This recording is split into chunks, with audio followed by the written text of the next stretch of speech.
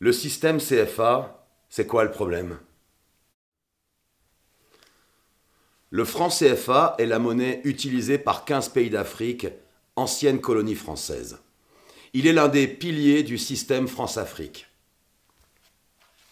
Il permet à la France de maintenir sa tutelle économique et politique sur ses anciennes colonies et facilite le pillage des ressources de ces pays africains, et ce jusqu'à aujourd'hui. Sous Macron, le franc CFA a changé de nom. Il s'appelle désormais l'ECO. Mais le mécanisme de prédation reste le même. Le franc CFA est une monnaie créée en 1945 par le général de Gaulle.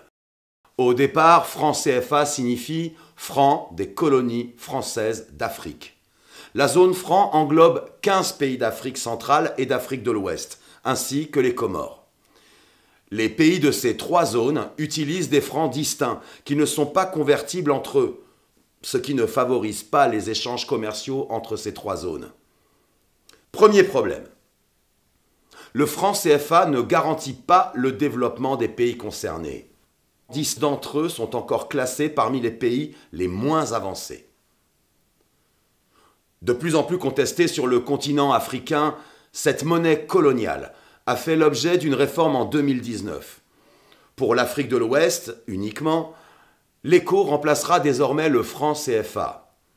L'Afrique centrale et les Comores, quant à eux, conservent le franc CFA. Alors, avec l'ECO, qu'est-ce qui va réellement changer? En réalité, peu de choses. Le ton était annoncé dès le départ. La France a élaboré dans la plus grande discrétion cette réforme avec les autorités ivoiriennes sans associer les autres pays de la zone, continuant ainsi de nier la souveraineté de ces derniers. Outre un changement de nom, la présence d'un administrateur français à la Banque centrale des États d'Afrique de l'Ouest a été supprimée, tout comme l'obligation faite aux États africains de déposer 50% de leurs réserves de change sur les comptes du Trésor français. Mais entre le franc CFA et l'ECO, tous les autres mécanismes de prédation et d'appauvrissement demeurent.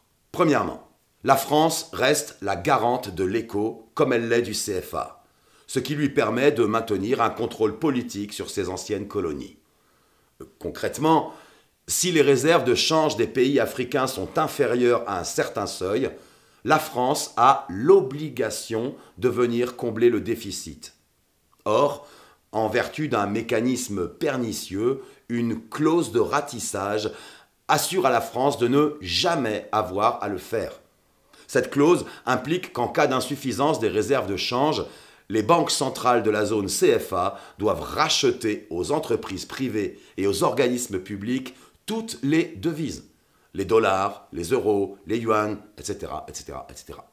C'est seulement après ce ratissage que le Trésor français met les euros à la disposition des banques centrales de la zone CFA, c'est-à-dire jamais. Deuxième mécanisme d'appauvrissement, qui perdure, malgré la réforme. La parité fixe entre l'euro et l'ECO est maintenue. Le taux de change a été décidé en 1999 par le Trésor public français. Concrètement, 1 euro vaut 655,957 CFA ou ECO depuis 22 ans. Ce principe fait du CFA puis de l'ECO une monnaie forte et surévaluée dans des économies peu dynamiques et faibles. Un problème majeur qui empêche les pays de la zone CFA de commercer avec les pays voisins dont les monnaies sont plus faibles. Par contre, cette parité fixe sécurise les investissements et surtout les rapatriements des bénéfices des entreprises françaises et européennes. Bien joué, non? Elle leur permet également d'acquérir des matières premières à des prix bas et sans courir les risques liés à un taux de change fluctuant. Troisième et dernier mécanisme de prédation, la convertibilité illimitée et le libre transfert sont maintenus. En permettant de convertir directement l'ECO en euros, ce principe sécurise les investissements des entreprises étrangères sur le long terme.